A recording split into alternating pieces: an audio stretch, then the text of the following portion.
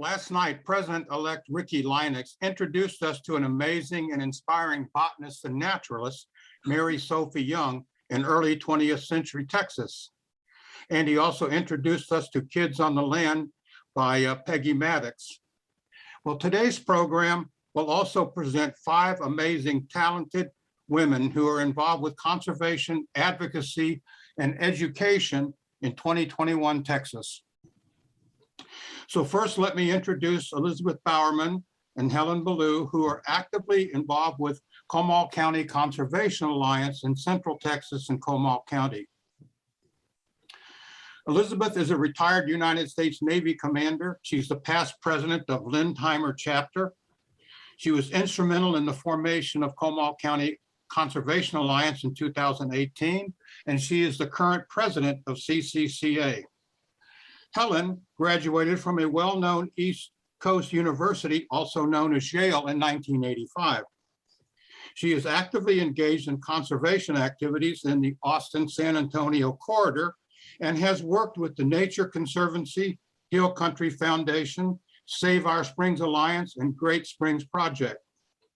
She is currently serving as a consultant to CCCA. Finally, both Elizabeth and Helen frequently participate in Hill Country seminars to promote conservation easements for private landowners. I have attended some of those seminars and they are excellent. So please welcome Elizabeth and Helen. Good morning, everyone. I'm very excited to be attending the 2021 NPSOT Symposium. I think this is my 6th or 7th symposium, but my first one as a presenter.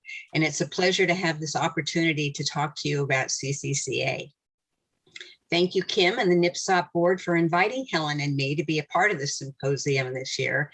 And thank you, Clarence, for that very flattering introduction. Clarence suggested we talk about what CCCA is trying to accomplish and why we're involved in this work. So I thought I'd start by sharing a little background about the group because it speaks to the what and the why. It seems like it was about 5 years ago that the development in Comal County ramped up to the point that people started talking about it whenever they got together. Everyone was noticing how much beautiful land was being turned into developments. Somebody needs to do something is what people kept saying. We read in the paper that Comal County was the 2nd fastest growing county in the nation. And we watched farms and ranches in our rural areas disappear. And we watched the bulldozers clearing land and wondering, when is this going to stop? And what if it doesn't stop? People also wondered if there would be enough water for the families who would be moving into all the new homes being built. And what kind of damage would be caused by doing so much development over the Aquifer recharge zone? And we wondered if anyone had a master plan to make sure Comal didn't turn into a wall-to-wall subdivision. But there weren't any answers. Some answers finally came in 2017 when Annalisa Peace of the Greater Edwards Aquifer Alliance, Jency Madden of the Comal Area League of Women Voters, and Catherine Romans of the Hill Country Alliance got together to try to figure out what they could do to help Comal County deal with this rapid growth. Other counties around Comal, primarily Bear, Hayes, and Travis, had taken significant steps in the past few years to protect land, and particularly land that protected their drinking water sources, but nothing had been done in Comal. The 3 decided to present a pair of conferences for Comal County residents addressing the topic of planning for growth. The conferences drew almost 200 people, not a surprise, since residents were already concerned about the bulldozers and they were eager for some advice on what to do about it. The goal of the conferences was to start a conversation, to get people thinking about what was at stake and then start talking about what they could do. We heard about what kinds of actions had worked in other areas. We heard conservation success stories from all volunteer groups with big plans and small budgets, and also heard from established groups with staffs who had been there, done that, and had the t-shirts to prove it. These motivating speakers told their stories and encouraged the audience to get involved. They each made the point that citizen involvement can make a difference. That got our attention. The conferences were a huge success and very thought-provoking. On the one hand, it was thrilling to hear speakers talk about their land and water preservation successes and the actions they were taking in neighboring counties. But on the other hand, it was very discouraging to hear the growth predictions for Comal and hear our county engineer explain that the county had no authority to regulate it, not even the authority to make sure some trees remained on the properties. At the end of the second conference, the organizers put a clipboard in the back of the room and said, anyone who wants to help work on these issues, please sign up and we'll see what we can do. That was November of 2017. And the next month, our small band of thoughtful, committed citizens, as Margaret Mead might have called us, started holding monthly meetings with the hope of figuring out how to make sure some land was preserved in the midst of all the development. Jency Madden and Annalisa Peace continued to work with us and helped us organize ourselves as a group that could work effectively for conservation in our county. By May of 2018, we had developed a mission statement, created goals and objectives, selected a name, elected officers, and ponied up the $25 to register as a nonprofit with the state of Texas. And we became the Comal County Conservation Alliance. 2 months later, we had our 501c3 nonprofit designation from the IRS and opened a bank account with $36. We were very proud. The group's formation was deliberate and speedy, powered by the commitment of concerned citizens who didn't want to see our county continue to lose the farms, ranches, and natural habitats that reflect the rural character of our county and the values of our people. They hope to save the natural landscapes and clean flowing springs and rivers that are the hallmark of Comal and that have drawn people to this area for ages. The group's actions were shaped by a love and respect for nature and a sense of stewardship. Generations who came before us had done their best to take care of the land, and if we wanted our grandchildren and future generations to enjoy the Comal we loved, it was time for us to do something to preserve it. It was our turn. So we were motivated, we were organized, and we were ready to get to work. Let's take a slightly more detailed look at what CCCA is working to accomplish. Simply put, our mission is working to preserve land, water, and wildlife in Comal County. We defined this work with 5 goals: preserving nature in order to protect our water, wildlife, rural heritage, and night skies for future generations; reduce flooding by preserving open space and critical watersheds; increasing recreational opportunities and protecting our tourism economy by preserving our healthy natural areas; helping families protect and preserve their land legacies. This goal applies to the ranches and farms that have been here for multiple generations, but are finding it more and more difficult to stay intact. And then number 5, broadening our community support for funding land preservation in the county. Broad-scale land preservation takes money from grants, loans, donations, bonds, or a combination of these, and it takes forward-looking elected officials and support from a willing public. So we carved out a pretty full agenda, right? How is a small, all-volunteer nonprofit group going to accomplish all this? It wasn't a job for a 10-member board of directors or even for our 30 active volunteers. It was going to take a village, as they say. But luckily, we knew that everyone who enjoys and appreciates spending time in nature is part of this village. What we needed to do was rally our village. There's a quote I first heard from Flo Oxley that goes, "People need to understand something in order to appreciate it. And only if they appreciate it will they protect it." You've probably heard that before. It applies to NPSOT's work to protect native habitats, right? Getting people to see the value in native plants and stop referring to them as weeds. So that's where CCCA started working. We started helping our community, our village, to understand the value of nature and our natural areas and understand the threats our natural areas are under. It goes way beyond saving the scenic beauty that Comal is known for. We're trying to help residents understand the importance of our aquifers and how they work, and how chopping up a 100-acre parcel of land into 400 home sites reduces wildlife's access to food and shelter, and that ripping out all the native trees and vegetation to plant non-native species from Home Depot eliminates the food sources and host plants that our native wildlife depends on.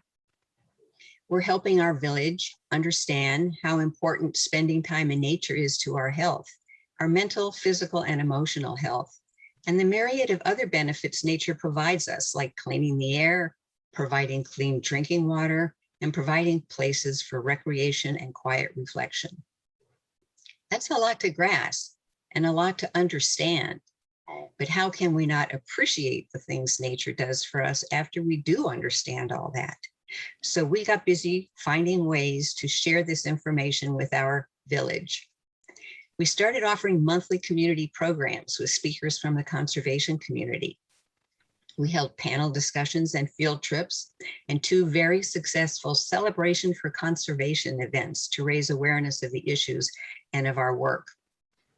We held workshops to get the word out to landowners that conservation easements are a great tool for preserving their family legacies and preventing development of their land even after they're gone. And we made presentations to community groups about how preserving natural areas decreases flooding, increases property values, provides recreation opportunities, and protects our tourism economy. These are all things that are important to our village.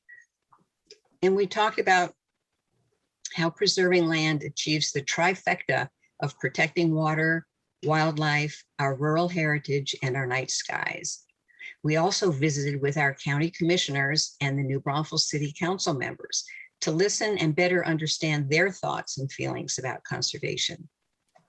The county especially has been open to continued dialogue, and we've been able to bring them some opportunities and creative strategies for conservation. So understanding how important preserving land is to each of us as individuals and to all of us as a community is hopefully leading Comal toward becoming a village with what we like to call a conservation mindset. Like the Keep Austin Weird motto in Austin, we've adopted the slogan, Keep Comal Wild, to keep the idea alive in people's minds and conversations.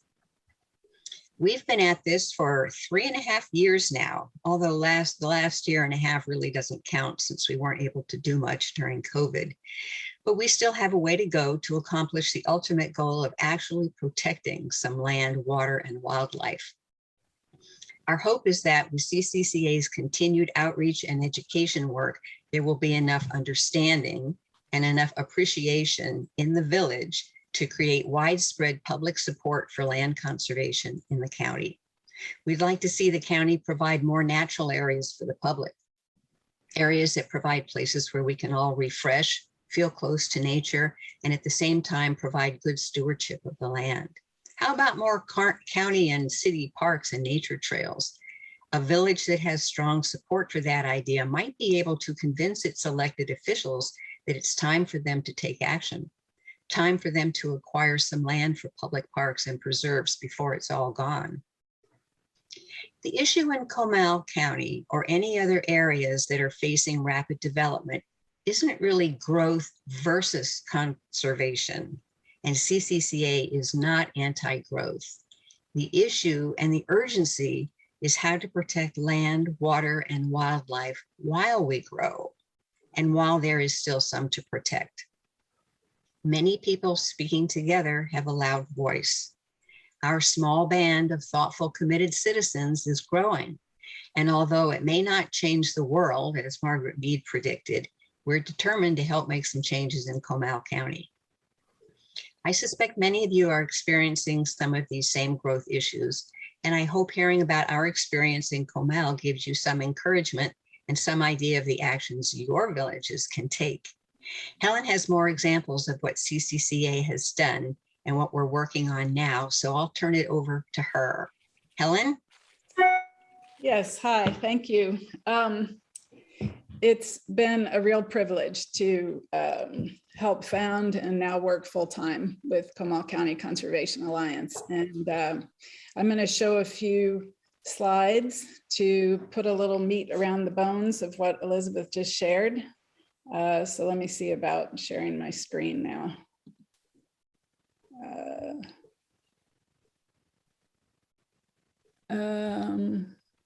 It's in Well, the middle at the bottom. in the middle at the bottom, not my calendar. Well, it was here before. Hold on just a minute.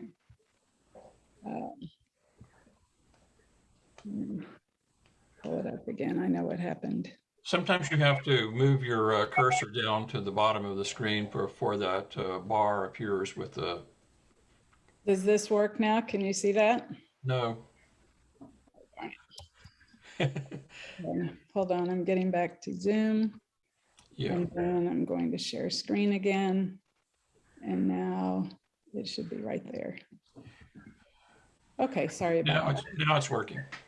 Yep, okay, good. Well, I'll just reiterate what Elizabeth said about our mission. It's very short and sweet. We're working to preserve land, water, and wildlife in Comal County. And CCCA is the first ever land conservation organization in Comal County. I've been working in conservation in Texas since the late 80s. I know I date myself. And my area was statewide. And since then, I've been scoping in further and further to then the Hill Country, and then the I-35 corridor between San Antonio and Austin, and now Comal County. It's like the bullseye in my conservation career in Texas. So I'm super excited that there is a group now there to work with. Elizabeth is probably the hardest working, smartest volunteer I've had the privilege to work closely with. So Elizabeth, thank you for that overview of the organization. And since not all of you are from the Hill Country, here's the state of Texas, and I've put a circle around Comal County. So we're central, south central part of the state. And we sit right smack in the middle of the Edwards Aquifer region, which this map shows you. Up in the right corner is Austin, and then San Antonio here, and then Comal County is right in between. If you're not familiar with the Edwards Aquifer, I'll just explain that it's a honeycomb limestone formation that holds the water that we know of as the Edwards Aquifer. And the Edwards Aquifer is a world-class freshwater supply, something we all in Texas should be very proud of. It's also home to a very unique ecology and has many, many species that are known from nowhere else in the world. So the recharge in this light blue is where this honeycomb limestone comes out on the top of the ground. So when it rains, all the water that lands on the surface will dive underground through caves, fissures, sinkholes, and the like, and recharge or refill the aquifer. All of this drainage area here has some holes in it where the water directly recharges, but it also drains over the recharge zone. So water collects in the drainage area and then flows down into the aquifer. It is considered to be the aquifer the most vulnerable to pollution of any in Texas. So it's a very, very sensitive ecosystem and water supply for 2 million people.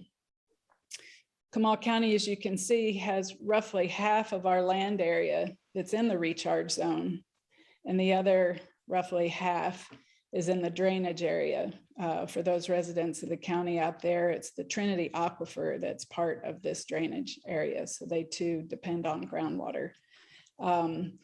So we're in a super, super sensitive environmental location.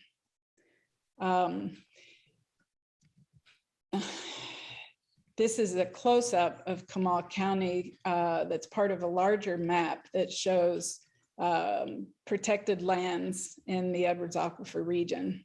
And you can see that there's not just a whole lot in Comal County. This is the Guadalupe River State Park and the Honey Creek State Natural Area. So that's a nice piece of protected land. This is down in Bexar County, that's Camp Bullis.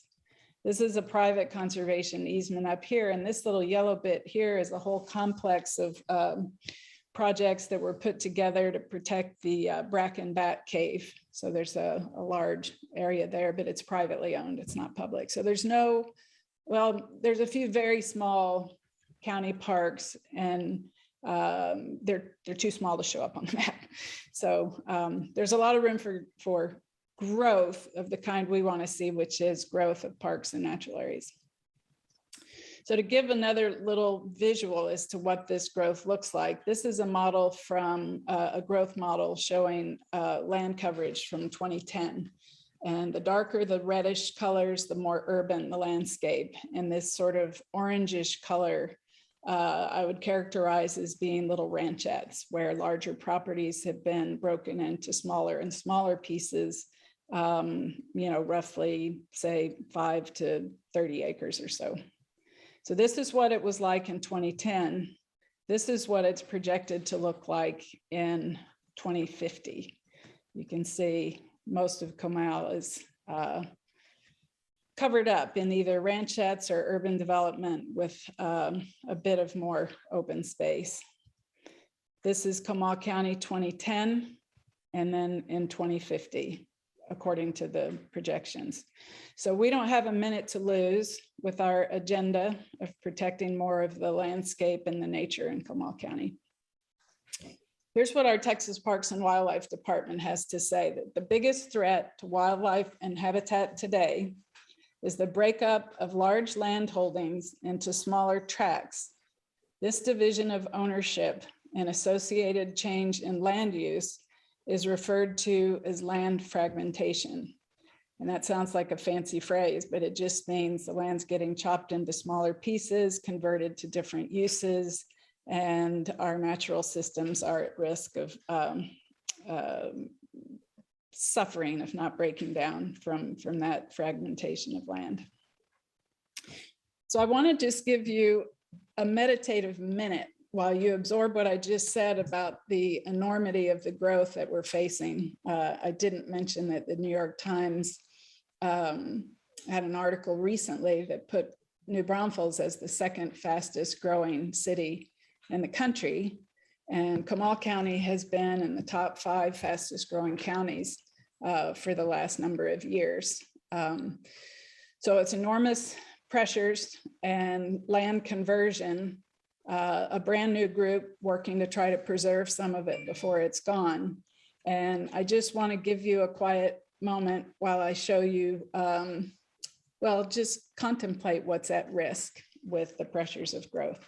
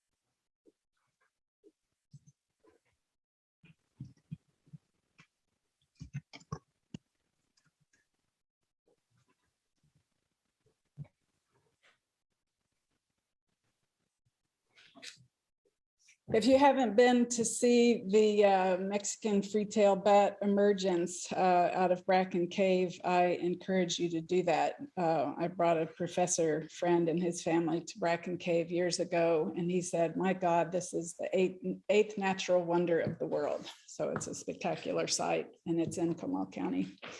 I just wanted to give you those few seconds and images to just reinforce what it is that we're trying to preserve in Comal County.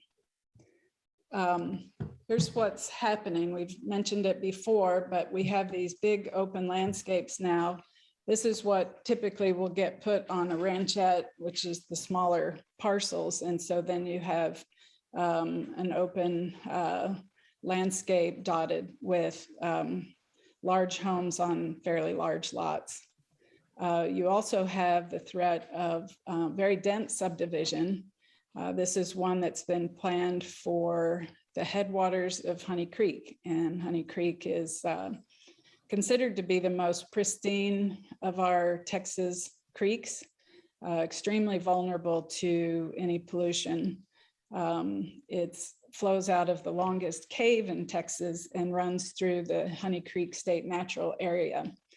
So this dense development was planned for some property in the headwaters of Honey Creek. And no matter what controls or protections you might try to build into place, there's no way that the creek wouldn't have been very adversely impacted. You have to do wastewater treatment for that many people, and some of it's going to get in the water and would turn that pristine creek into an algae bloom. So the good news is that the Nature Conservancy and the Texas Parks and Wildlife have been working with the developer, landowner of this property, and are seeking to buy it to add on to the Guadalupe River State Park and the Honey Creek State Natural Area. That'd be by far the best possible outcome here. So we think we'll dodge the bullet on this subdivision in a sensitive area. But there are others in other parts of the county where such a great solution is not emerging.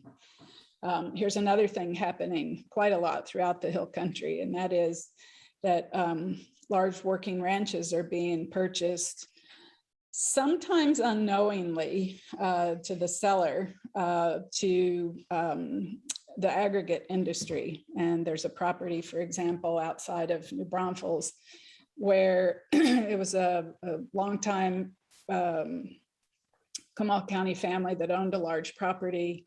They ended up selling off a big part of it to what they thought would be sort of large lot subdivision, if I'm not mistaken.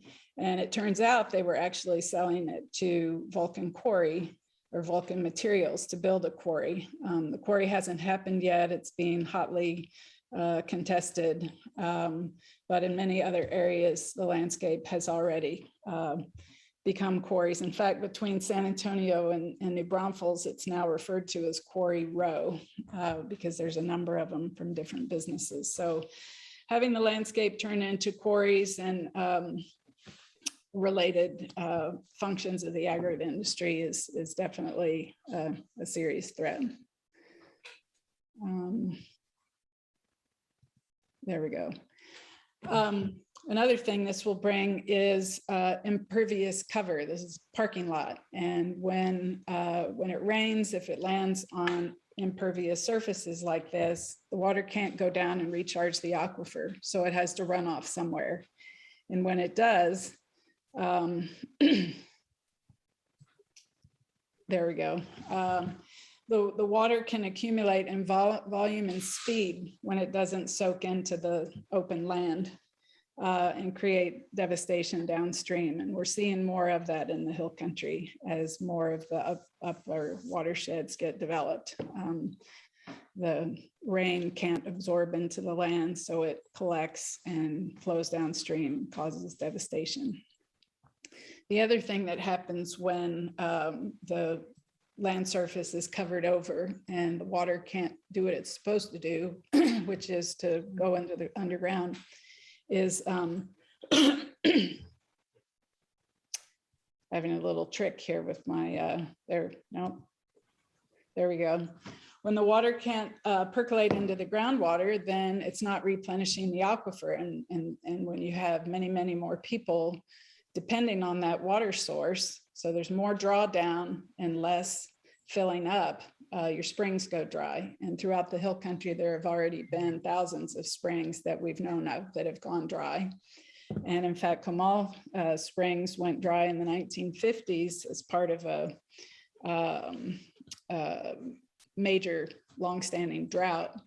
But when you think about more people putting more demand on the water and all the predictions of climate change, where we're going to be hotter and drier with more droughts, it's not at all inconceivable that we will see a dry Comal Springs, which to me personally would be absolutely heartbreaking. I consider all these great springs along the Balcones fault line to be sacred springs. Well, and also when the springs dry up, then the rivers dry up, like this major spring here, this look in the right corner there to see what it looks like today. It flows into Comal Comal River. It's only 2 miles down before it flows into the Guadalupe River. And if the spring goes dry, the creek goes dry, and it has an impact on the flow of the Guadalupe River and then further down to the coast. I'm still having a little bit of an odd situation with my, okay, there we go. So what's Comal County Conservation Alliance doing about it? Elizabeth went through these earlier, and I'm going to put a little bit more detail in a moment, but we're educating ourselves and others. We're working closely with our government officials. We're networking with other groups throughout the region. We're spending time with landowners, teaching them about conservation easements. And we're working like a connector, where we're connecting landowners to some of the resources they need to protect their land when they want to. So to connect them with the land trusts that might partner with them on a conservation easement, for example. And then upcoming in particular, we're going to be engaging in a couple of significant planning efforts, including, and I can thank CCCA's work in the last 3 years for this. The county has determined they're going to do their first ever parks and open space master plan this next year. And not only is that useful to sort of plan what needs to be conserved and how you might go about it, but without a plan, it's often impossible to get access to funding that would help you be able to do that conservation. So you got to have a plan, and we're going to have one next year. The other thing is that every 10 years, the county updates its strategic plan. And when they did it last time in 2012,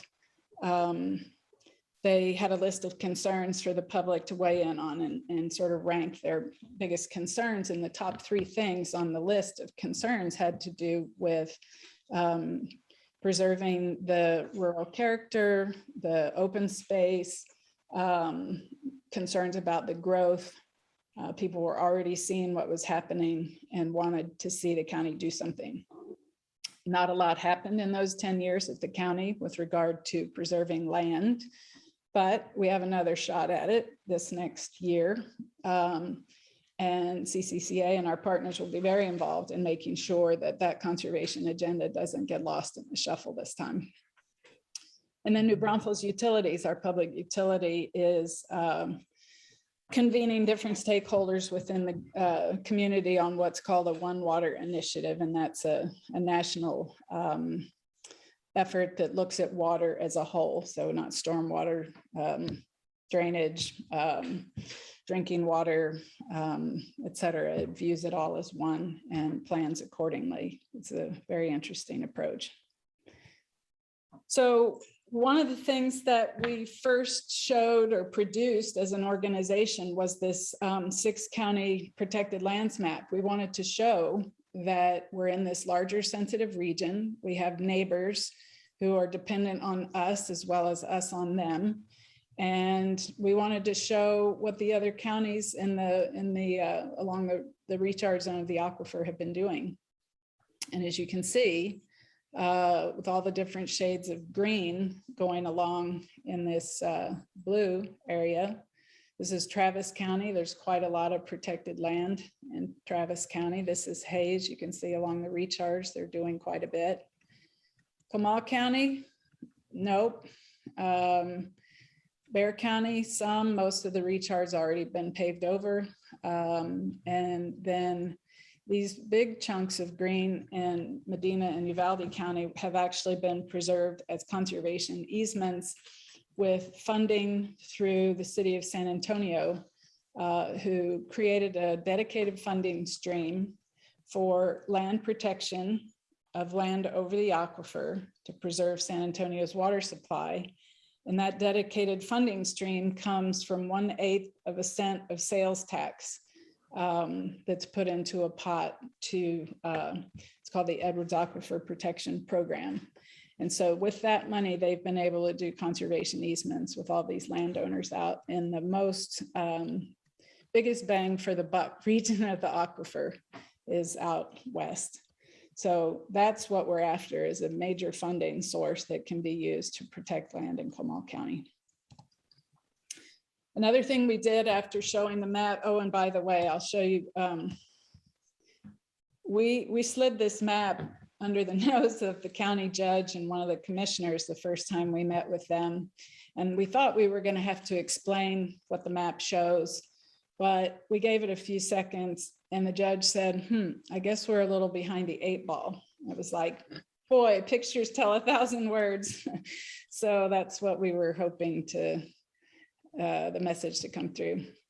So in visiting with the judge and with the general manager at the public utility and others, these officials were saying that they support the idea of what we're about to preserve land in the county.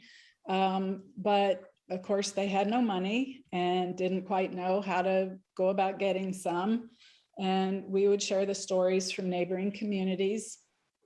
And they would say, and actually 2 of them used this word, just give us a menu of options, like what are the legal tools that people use and where are these funding sources, and show us a model of how funding partners have come together to create a nature preserve. And so I think they thought a menu might be a couple pages long or something. Well, we got carried away and we produced a booklet that has actually become a resource to our colleagues throughout the Hill Country, because it's a quick reference to a lot of the major funding sources like grants and loans and foundation gifts that can go towards conservation. And then also a description of the some of the different legal tools that we use. So this has been a really helpful thing that we were able to come back to them with and say, okay, you asked for a menu, here it is, now let's get to work. There's a little delay on my advancing the thing here. Let me go try again. There we go. So another thing we did is we realized we needed to appeal to the larger, say, business community, and not only make the case for environmental protection, but economic protection. So we produced this 4-color brochure about the benefits of investing in open space. And we're really trying to convince them that it is indeed an investment to put money now into preserving land for all the many benefits that Elizabeth has outlined. And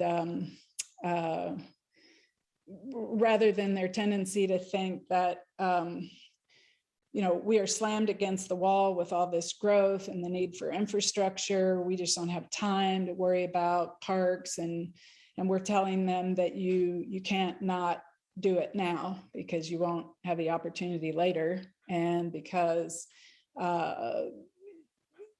people that move here want to have parks and open space and trails and so on, or else they're not going to want to live here. So if you're trying to preserve your community and manage the growth, you need to make sure people have green spaces. So anyway, this has been a useful tool for that.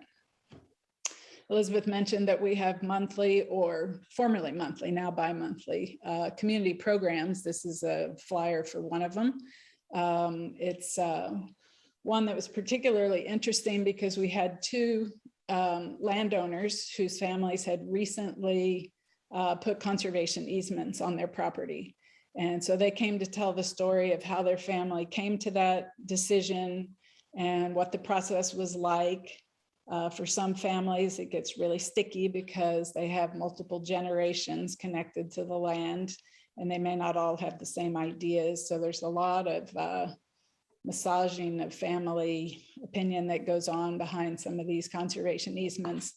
But at any rate, they shared their stories with us, and we got into some great conversation afterwards. And it reflected to me and to Elizabeth that there really is quite a bit of interest in the Hill Country for doing conservation easements. It's a great tool for families who want to preserve their land intact, be able to pass it through to their successors, and then if for some reason the land has to be sold, well, the easement runs with the land, and so it stays protected. There's financial benefits for them to do that, but mostly it's the benefit of knowing that their land will be protected. We have an upcoming, really, I think, kind of cool educational program that we had to scrap. When COVID came along, we had all the dates and the places lined up, and we're calling it It's Our Turn Roadshow. And it's where, instead of having a forum where you invite people to come to you and maybe they have to travel 30 minutes from the rural part of the county into New Braunfels or whatever, we would take our show on the road. So we are putting together a series of like 2 by 3 foot posters that will tell a narrative arc from, you know, who we are, you know, the growth pressures, what we have to lose, how we can go about protecting what we have while we can. So we're going to take that into 5 different population centers in the county and really build it up as an exciting, very interactive exhibition. So we're eagerly awaiting the chance to be able to do the roadshow, but for now it's been on hold because it has to be in person.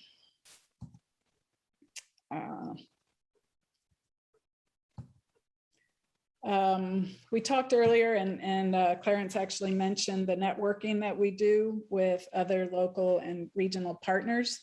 Not only does that bring us resources where we need it, but we have expertise that we can gain, support for our initiatives in Comal County. We actually have a lot of conservationists and environmentalists around the Hill Country who are loudly cheering us on at CCCA. They've also seen that there was a lack of activity for a very long time, and people are thrilled to see that now something's moving. So I want to amplify a little bit more, because I think this is among our proudest accomplishments, is the work we've been doing in building relationships at the county level of government. The county has what's called a regional habitat conservation plan, which is allowed under the Endangered Species Act. And we have a lot of golden cheek warbler habitat in the county. It's a way of, I hate this, but allowing developers to destroy habitat, but only if they mitigate it elsewhere. And so according to this plan, the county needs to have at least a 500-acre habitat patch in order to create a mitigation bank that the developers can then buy into and help preserve the land in perpetuity. So the county doesn't yet have their 500-acre habitat preserve. So we're actively working to find an area in the county where there's a large enough patch of habitat that we can have protected and use for that purpose. Because the net effect of what's happening right now is if a developer goes to the county and wants to get their permit to take habitat through a permit at the county, then they pay their mitigation credits to the county, but the county has nowhere to spend it to protect it in Comal County, so they send it off to Bandera County. That was very confusing. Just scrap that. The point is that we're working very hard to help the county find the needed mitigation preserve, which to us, regardless of the plan, is just a nice big protected area of habitat for the endangered songbird, which, by the way, spends its entire life breeding cycle in Texas. It's our only truly native Texas bird, we like to say. And then while you look at that picture, I'll tell you that another couple of things that have happened with us in the county recently is the money that they put forward for those two planning efforts I mentioned, the one about the strategic plan and the conservation goals in that, and also the first ever Parks and Open Space Master Plan. So they've put a sizable, for them, investment of money into those planning efforts. That felt like to us a huge success, even though it may seem fairly small for this county. It's been a long conversation, steady, friendly, persistent, and we're starting to see a little traction even in these seemingly small ways. The second thing that happened the week after that, the County Commissioners Court approved applying to what's called the Clean Water State Revolving Fund. It's an extremely low interest loan program at the Texas Water Development Board, and it can be used for green projects. So to the tune of $30 million, Comal County is now going off after one of those loans to have some funds to do conservation. And the cost of doing conservation in a rapidly growing area like this is extremely high. So partnerships are essential, whether that's with government entities that have various grant programs or other conservation groups that can bring resources to the table. But it's very, very expensive. So $30 million may sound like a lot, but it won't go very far, but it will enable us to leverage quite a bit of other funding to the county. And then one of the other things that I probably enjoy the most and are doing increasingly more of is actually meeting with landowners in the county who are interested in putting a conservation easement on their family's land. And one of the ways that we function in this is finding out if a family's interested, and then we go talk to them and answer whatever questions they have about conservation easements and how they work, and then bring together various branches of their family if they're not all on the same page, and then also begin to work with where's the money going to come from to do the deal. So in this picture, you see the landowners, but also a couple of scientists from the Edwards Aquifer Authority who are vetting the property for its value in protecting the aquifer. So this particular property has a ton of caves, sinkholes, fissures, fractures. It's just a sieve. So extremely sensitive and important for aquifer recharge. So we're hoping that the scientific evaluation will lead to significant funding to help this family do the conservation easement. And one thing I'll say about the need for money for those, if a family wants to donate a conservation easement, basically what they're doing is handing over development rights to a land trust that's not going to use them to develop. They're going to protect the land. Where a family can't afford to donate value in their land, there are programs now where they can sell their development rights, and that's typically what's happening more of now. So we have to find the funding to be able to buy the development rights through a conservation easement. And the value of a conservation easement in that sense can be as much as 40% of the total land value. So you're not having to buy the whole property outright, you're buying the development rights, but that might be almost half the total cost. So it's still very expensive. In other words, the name of the game is finding the money. And everybody's out there in this industry I'm in or business looking for the money. So there's a lot of competition. We need to find other ways to be able to fund conservation in the ways we have been so far. So with that, I'm going to end with a thank you and a reflection again of how grateful I am to be able to do this work in Comal County.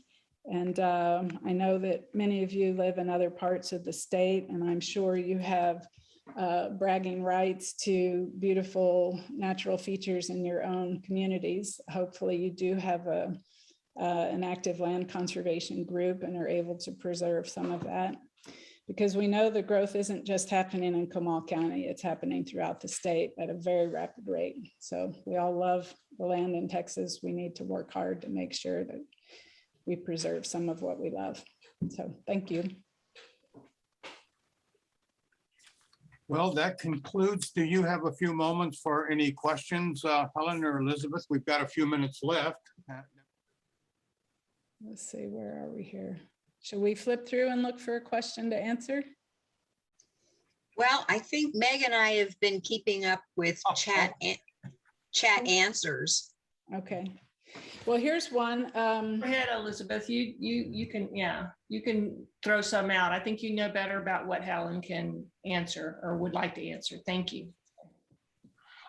I would also encourage anyone who's interested to go on to your CCCA website. There's a whole lot of information there on the website about events, what's going on in the area, and upcoming events and things like that. So anyone who's in the audience right now that is curious and interested in maybe, interested in volunteering, check out the website. That will have all the contact information there that you would need to access. So. Great. Yes, and may I piggyback on that to say that when you go to our website, if you're interested in getting our monthly newsletter, please sign up in the Contact Us section. Just give us your name and your email address and tell us that you'd like to be added to our Friends of CCCA group. We don't have memberships, we don't have dues. Anyone who is interested and says, I'd like to get your newsletter, automatically becomes a friend of CCCA, and we'll keep you informed, and you'll get invitations to our events and other activities. And do you also accept any opportunities for people that want to volunteer? You have a way to put them to work if they're interested? Indeed, we do. Okay. Thank you, Clarence, for the plug. Oh, well, I mean, If anybody listening is interested in learning more about easements, I think I saw one or two that said they might be sure to reach out and let us see if we can help you make the connections and answer the questions that you might have.